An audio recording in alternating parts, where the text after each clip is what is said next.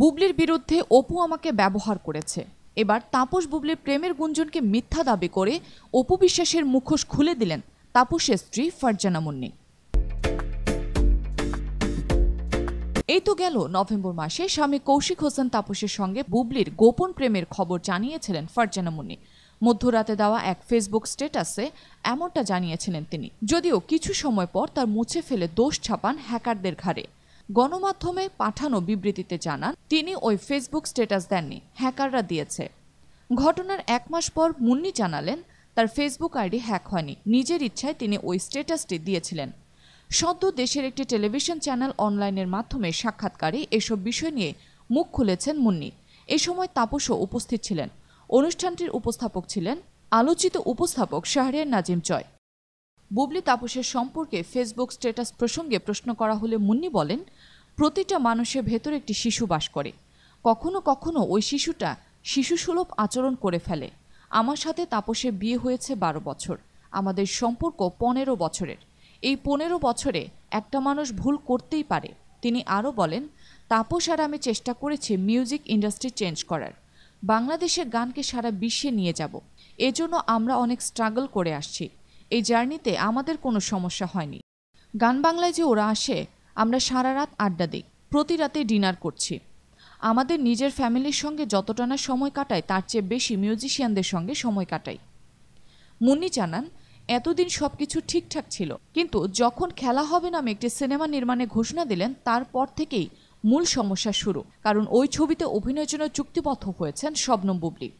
তিনি বলেন, আমি যখন খেলা হবে সিনেমার ঘোষণা দিয়েছিলাম তখন চারপাশ থেকে আমাকে নেগেটিভ একটা ভাইব দেওয়া শুরু করলো বুবলি সম্পর্কিত নানান ব্যাপারে। আমি যখন তার সাথে সরাসরি কথা বলেছি তখন আমি কিন্তু ওরকম কিছুই বুঝিনি। তারপর যখন আমাকে এত কিছু নেগেটিভ দেওয়া হলো, আমার মাথায় এসব ঢুকলো। তখন বুবলি যখন গান বাংলায় রেগুলার আসা যাওয়া শুরু করলো তখন সবার কথায় প্রভাবিত হয়ে ওকে একটু সন্দেহ করছিলাম। একদিন ওরা স্ক্রিপ্ট পড়ছিল, তখন হিট অব দ্য মোমেন্ট আমি ভুল করে ফেলেছি। সে ভুলটা হলো একটা ফেসবুক স্ট্যাটাস দিয়েছিলাম, সেটা ছিল 14 মিনিটের। তারপর আমি বুঝতে পারলাম আমার মতো মানুষের এই ধরনের কাজ করা ঠিক হয় নাই। পরে আমি নিজে হ্যাক হওয়ার কথা জানিয়েছিলাম। তারপরও আমি মেন্টালি ডিস্টার্ব ছিলাম। ওই ঘটনার পর অপু বিশ্বাসের সঙ্গে মুন্নির একটি কল রেকর্ড ফাঁস হয়।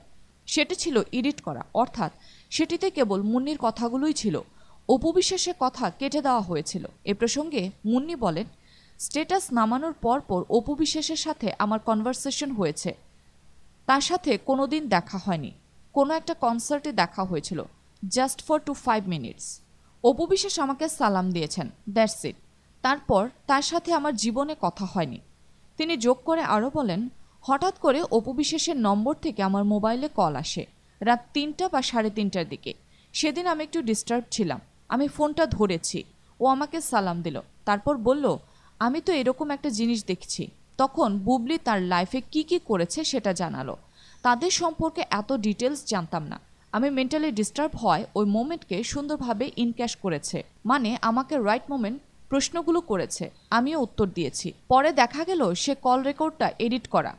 ও আমাকে কথাগুলো বলেছে, আমি সেটার উত্তর দিয়েছি। আমি এটা বুঝতে পারিনি যে অপু এটা রেকর্ড করবে। মেয়েরা মেয়েদের সাথে তো অনেক ভালো কথাই বলতে পারে। মুন্নি জানান, শাকিব খানের সঙ্গে সম্পর্ক ঠিক করার জন্য আমাকে ব্যবহার করেছে অপু বিশ্বাস।